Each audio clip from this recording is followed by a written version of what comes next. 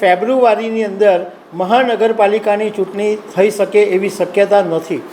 એનું કારણ છે સર. આમ સામાન્ય રીતે લગભગ 2026ના ફેબ્રુઆરી મહિનાની અંદર મહાનગરપાલિકાઓની ચૂંટણી થવાની શક્યતા હોય છે, કારણ કે મોટે ભાગે જેનો કાર્યકાળ છે એ ફેબ્રુઆરીમાં પૂરો થતો હોય છે. પરંતુ આ વખતે એવું લાગી રહ્યું છે કે ફેબ્રુઆરીની અંદર મહાનગરપાલિકાની ચૂંટણી થઈ શકે એવી શક્યતા નથી. એનું કારણ છે સર. કારણ કે સરને કારણે જે એની મતદારોની અંતિમ યાદી જ એટલી મોડી જાહેર થવાની છે કે ફેબ્રુઆરી મહિનાની અંદર મહાનગરપાલિકાની ચૂંટણી થાય એવી શક્યતા ઓછી છે. તો આના વિશે તમારી સાથે વાત કરીશ. મારું નામ રાજેશ શાહ છે અને તમે જોઈ રહ્યા છો ગુજરાતના સૌથી મોટા ડિજિટલ ન્યૂઝ પ્લેટફોર્મ ખબર છે.com.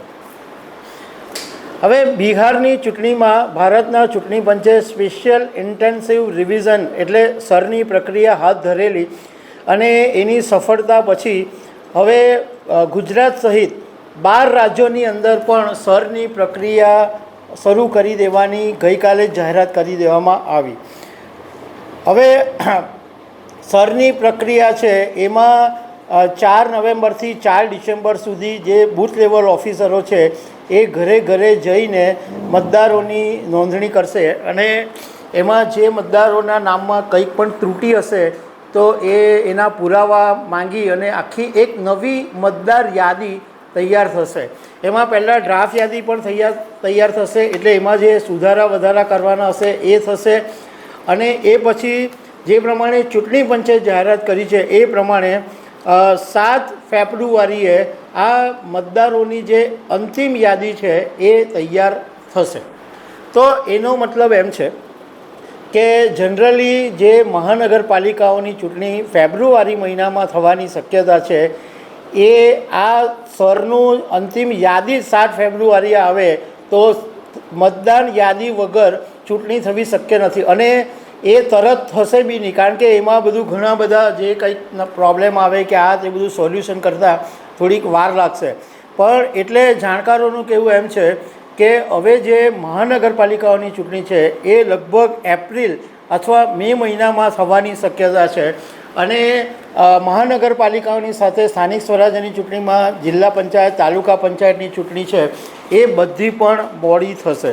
હવે જે પ્રમાણે કોંગ્રેસના નેતા રાહુલ ગાંધીએ વોટ ચોરીની શંકા દર્શાવેલી અને ગુજરાતમાં પણ કોંગ્રેસના નેતાઓએ એવું કીધેલું હતું કે ગુજરાતની અંદર 60 લાખથી વધુ શંકાસ્પદ અને ડુપ્લિકેટ વોટર્સ છે.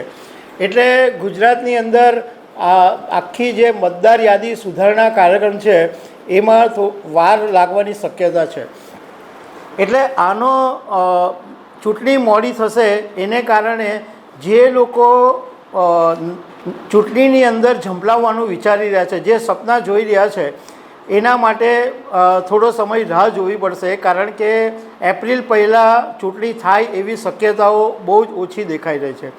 બીજી તરફ ગુજરાતની અંદર જે લોકો ઓલરેડી ચૂંટાયેલી પાંખ છે એમને જે બધા પદો છે મેયર કે સ્ટેન્ડિંગ કમિટી, એ લોકોને 2-3 મહિનાનો સમય વધારે મળી જશે. એટલે આ અત્યારે જાણકારો એવું કહી રહ્યા છે કે આખી જે સરની પ્રક્રિયા અત્યારે આવી ગઈ છે એને કારણે મહાનગરપાલિકા અને પંચાયતની ચૂંટણીઓ ફેબ્રુઆરીમાં થાય એવી કોઈ શક્યતા દેખાતી નથી. તો દર્શક મિત્રો, આવી અનેક વાતો સાથે અમે તમને મળતા રહીશું. Thank you very much.